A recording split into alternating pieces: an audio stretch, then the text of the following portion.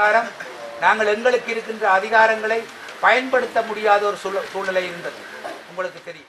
தமிழ்த் தேசிய கூட்டமைப்பின் வன்னி மாவட்ட வேட்பாளர்களுக்கு ஆதரவு தெரிவித்து நேற்று முன்தினம் வெள்ளிக்கிழமை மன்னார் பள்ளிமுனை கிராமத்தில் விசேட கூட்டம் இடம்பெற்றது. இதன்போது வேட்பாளர்களான இம்முறை தேர்தலில் போட்டியிட உள்ள முன்னாள் நாடாளுமன்ற உறுப்பினர்களான எஸ். வினோ நோகரலிங்கம், சிவசக்தி ஆனந்தன் மற்றும் வேட்பாளர் சார்ல்ஸ் நிர்மலநாதன் ஆகியோர் கலந்து கொண்டு உரையாற்றினர். மன்னார் பள்ளிமுனை மீனவர் சங்கம் ஏற்பாடு செய்திருந்த குறித்த கலந்துரையாடலில் அக்கிராமத்தை சேர்ந்த பல முக்கியஸ்தர்கள் கலந்து கொண்டனர். இதன்போது கடந்த காலங்களில் தமிழ்த் தேசிய கூட்டமைப்பு மேற்கொள்ளாத பணிகளை சுட்டிக்காட்டிய கிராம முக்கியஸ்தர்கள் இனிவரும் காலங்களில் அவ்வாறான தவறுகளை விட வேண்டாம் எனவும் சுட்டிக்காட்டினர். அத்தோடு தற்போதைய நாடாளுமன்ற பொதுத் தேர்தலில் புதியவர்களுக்கு முன்னுரிமை வழங்குங்கள் என வைக்கப்படும் தன்னிச்சையான கோரிக்கைகளுக்கு எதிர்ப்பையும் தெரிவித்தனர். தமிழ்த் தேசிய கூட்டமைப்பின் வன்னி மாவட்ட வேட்பாளர்கள் ஒற்றுமையாக தேர்தல் பிரசாரங்களில் ஈடுபட வேண்டும் எனவும் தன்னிச்சையாக தனி இலக்கங்களுக்கு வாக்கு சேர்ப்பதை தாம் கண்டிப்பதாகவும் குறித்த கூட்டத்தில் கலந்து கொண்டவர்கள் தெரிவித்துள்ளனர்.